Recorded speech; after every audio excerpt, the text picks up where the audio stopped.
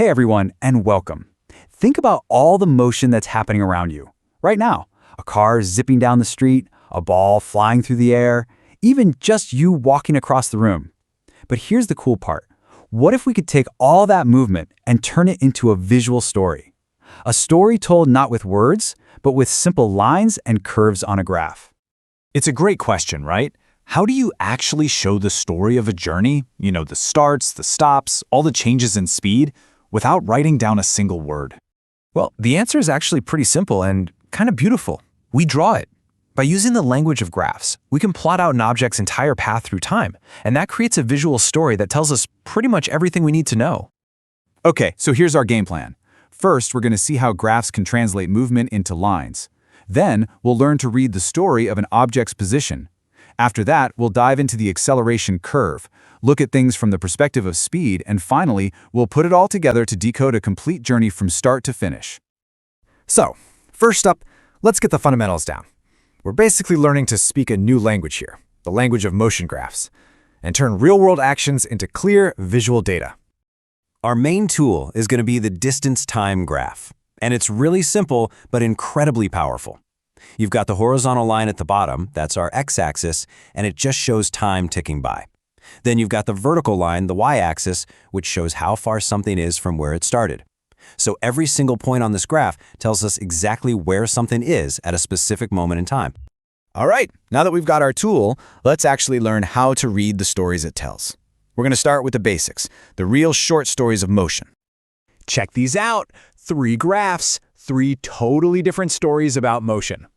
To figure them out, let's play a little game. I'll make a claim about each graph, and you decide if it's true. It's time for Deal or No Deal. Okay, here's our first one. Take a look at graph A. It's that perfectly flat horizontal line.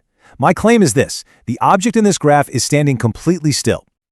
So, what do you think? Deal or no deal? That's a deal, for sure.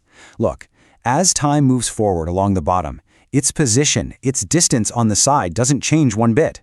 That object isn't going anywhere. It's completely stationary. All right, next claim.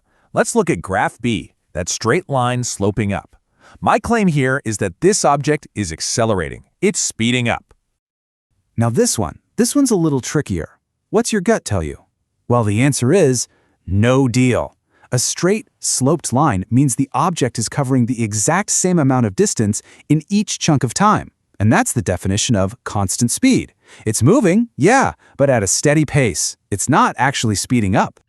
Okay, so if a straight line means constant speed, how in the world do we show acceleration?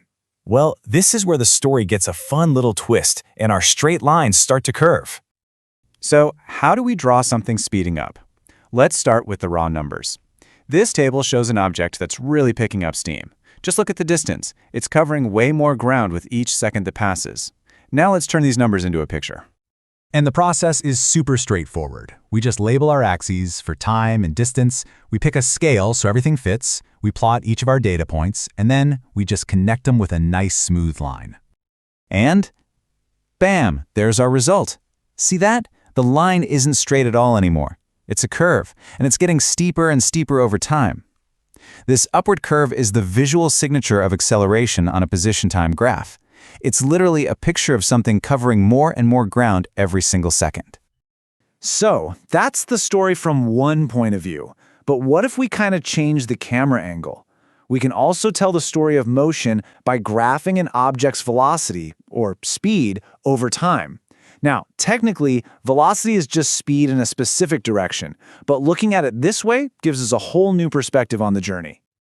Okay, figuring out how these two types of graphs relate is absolutely key. So let's compare them side by side.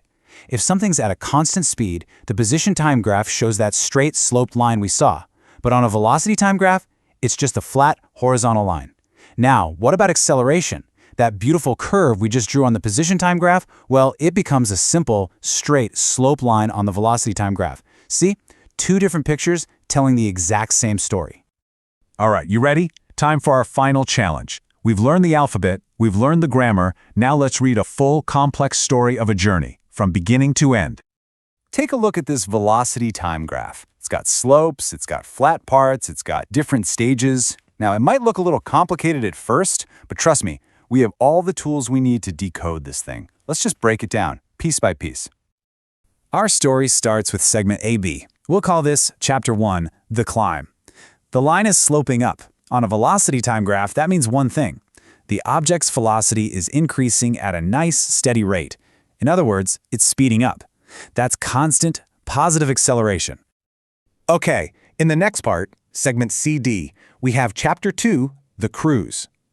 The line is totally flat. That tells us the velocity isn't changing at all. The object has hit its top speed, and now it's just cruising along at a constant velocity. Its acceleration is 0. And finally, in segment DE, Chapter 3, The Slowdown, the line slopes steeply downwards. This shows us the velocity is dropping, and it's dropping fast. The object is hitting the brakes, slowing down. We call this negative acceleration or deceleration. And just like that, we did it. We just read the entire story of a journey. The initial takeoff, that period of cruising at top speed, and the final slowdown. All of that action, that whole narrative, is captured in one single elegant line. Pretty amazing, right? You see, graphs aren't just lines on a page for math class. They are a language for describing the world around us. Every single movement, big or small, has a story to tell. So the next time you see something in motion, ask yourself, what would its graph look like? What story will you see?